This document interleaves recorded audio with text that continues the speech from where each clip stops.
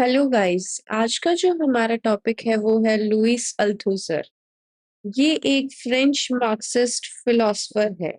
इनका जो main question था वो ये था कि गवर्नमेंट और जो रिच लोग हैं वो अपनी सत्ता जो पावर है उसको जनरेशन टू जनरेशन कैसे बनाए रखते हैं।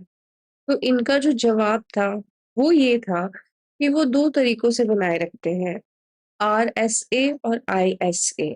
आरएसए है जो फोर्स पे काम करती है और आईएसए है वो आइडियोलॉजी पे काम करती है। चलिए एक एक करके डिस्कस करते हैं। रिप्रेसिव स्टेट अपैरेटस आरएसए, ये वो इंस्टीट्यूशंस हैं जो लॉ, डर, पनिशमेंट, फोर्स का इस्तेमाल करके लोगों को कंट्रोल करता है। RSA is equals to force plus punishment. इसके अंदर आते हैं पुलिस, मिलिट्री, कोर्ट, प्रिजन्स। जिससे कोई एग्जांपल लेते हैं कि शहर में दंगे हो रहे हैं तो गवर्नमेंट ने पुलिस को भेजा, फिर लाठी चार्ज करवाई पुलिस ने, लोग डरकर घर भाग भाग गए। यह आरएएस।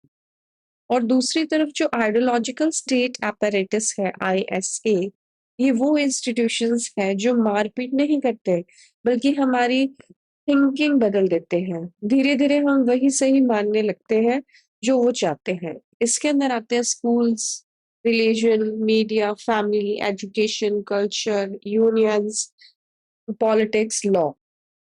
जैसे एग्जाम्पल के लिए जैसे स्कूल है, स्कूल हमें डिसिप्लिन में रहना सिखाता है, टाइम में आना सिखाता है, लाइन में चलो ये सिखाता है, टीचर की बात मानो यही सिखाता है।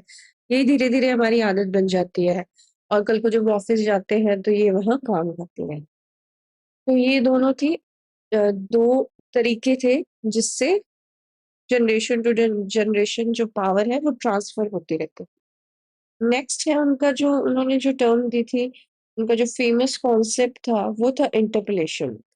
सोसाइटी आपको एक आइडेंटिटी देती है और आप उसे मान लेते हैं।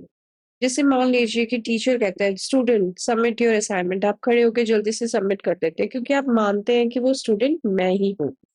जैसे कोई रास्ते में जाते हैं तो पुलिस कहती है अरे तुम इधर आओ, तो आप एकदम पीछे मुड़ के देखते हो, आप सोचते हो कि आप खुद को ही उस आवाज से जोड़ने लगते हो। यही इंटरप्रिलेशन है।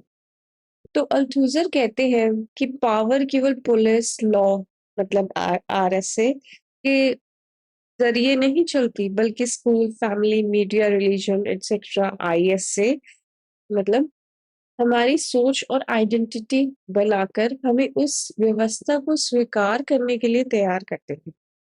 इसे ही वे आइडियोलॉजी और इंटरप्लेशन के माध्यम से रिप्रोडक्शन ऑफ सिस्टम कहते हैं। आई होप आपको अल्थुजर की ये तीनों टर्म्स समझ आई होगी। इनका जो मोस्ट इम्पोर्टेंट वर्क है वो भी मैंने मेंशन किया, ideology and ideological state apparatus 1970। Thank you. मिलते हैं किसी नेक्स्ट क्लास में।